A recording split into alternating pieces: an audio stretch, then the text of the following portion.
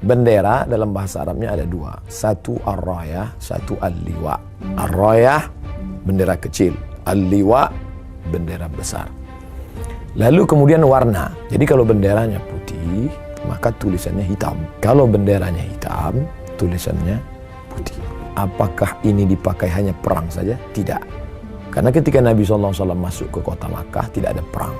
Ketika ada orang mengibarkan bendera itu, lalu kita berkata, ini kan bukan perang. Tidak perang pun, bendera itu juga dipakai sebagai simbol persatuan. Tinggi referensi dalam Islam, Al-Quran. Ahlus Sunnah wal Jamaah memakai Sahih Al-Bukhari. Di bawah Sahih Bukhari, Sahih Muslim. Disusun oleh Imam Muslim Ibnul Hajjaj Al-Qusairi An-Naisaburi. Meninggal tahun 261 Hijrah. Kalau kita baca Sahih Muslim, kita tidak paham isinya, jangan terjemahkan sendiri. Baca penjelasannya. Namanya Syarah Sahih Muslim. Judulnya Al-Minhaj Syarah Sahih Muslim Ibnul Hajjaj. Ditulis oleh Imam An-Nawawi. Tahun 676 Hijrah. Dalam Syarah Sahih Muslim, apa kata Imam An-Nawawi? Ar-rayatu al-alamus saghir wal-liwa'u al-alamul kabir. Bendera dalam bahasa Arabnya ada dua. Satu ar-rayah, satu al-liwa. Apa bedanya? Ar-rayatu al-alamus saghir. Rayah, bendera kecil yang dibawa oleh pasukan-pasukan kecil. Sedangkan pasukan besar itu ada satu bendera. Namanya al-liwa. Al-liwa al-alamul kabir. Bendera besar. Kita pasukan besar ini, ada satu bendera khusus. Seluruh pasukan, lihat di mana bendera. Namanya al-liwa. Sedangkan untuk satu panglima yang kecil-kecil, komandan pasukan kecil, itu membawa namanya ar-rayah. Sudah jelas. Ar-rayah, bendera kecil. Al-liwa, bendera besar. Lalu kemudian warna. Dakhala Rasulullah sallallahu alaihi wasallam Makkata wa liwa'uhu abyad. Nabi SAW masuk ke kota Makkah.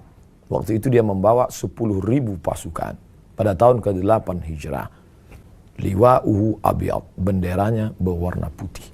Jadi kalau benderanya putih, maka tulisannya hitam. Kalau benderanya hitam, tulisannya putih. Sudah jelas warnanya.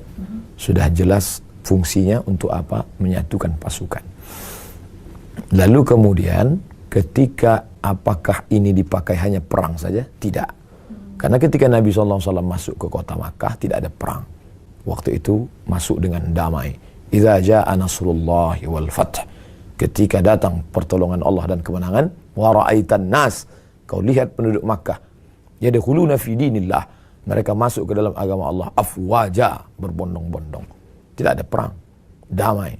19 hari Nabi di kota Makkah Al-Mukarramah, rekonsiliasi. Seluruh penduduk aman, damai, tentram. Tidak ada satu telinga yang digunting. Ketika pasukan berkata, hadza yaumul malhamah. Ini hari balas dendam. Dulu kalian sobek jantung Hamzah. Hari ini kami akan merobek jantung kalian. Tapi kata Nabi, hadza yaumul marhamah. Ini hari berkasih sayang. Artinya, ketika ada orang mengibarkan bendera itu, lalu kita berkata, ini kan bukan perang. Tidak perang pun, bendera itu juga dipakai sebagai simbol persatuan. Persatuan umat antara orang Makkah dengan orang Madinah. Antara muhajirin dengan ansar. Antara orang yang sudah lama Islam dengan yang hatinya lembut. Itu disatukan dengan syiar La ilaha illallah Muhammadur Rasulullah. Lalu kemudian, apakah ketika mengangkat itu bertakbir? Ya, hadisnya jelas pada saat perang Uhud. Ketika itu kita tahu perang Badar menang. La taqillu an 50,000 dinarin zahabiyyin. Perang Badar umat Islam memperoleh tidak kurang dari 50.000 keping uang emas dinar. 50.000 keping dinar. Satu dinar itu sekarang 4,25 gram. Jadi kalau 2 juta, maka 50.000 keping. 2 juta kali 50.000 keping. 100 miliar. Menang. Tapi pada tahun ketiga, kalah. Ini Jabal Rumat. Pasukan sudah disusun Nabi, 70 pemanah dari atas. Nanti kalau pasukanku di bawah kalah, kata Nabi. kalian tetap di atas. Andai pun menang, kalian juga tetap di atas. Jangan turun ke bawah. Tapi yang namanya manusia ketika melihat menang di bawah, tergoda, turun mereka. Kacau balau. Pasukan umat Islam hancur. Maka pasukan kafir Quraisy mau menangkap Nabi. Bagaimana mengecoh supaya pasukan Quraisy Makkah tidak mengejar Nabi? Bendera bermain. Maka diangkatlah bendera ke atas oleh Mus'ab ibn Umair. Mus'ab mengangkat bendera ke atas supaya ketika bendera dinaikkan ke atas, maka pasukan Islam akan berada di belakang.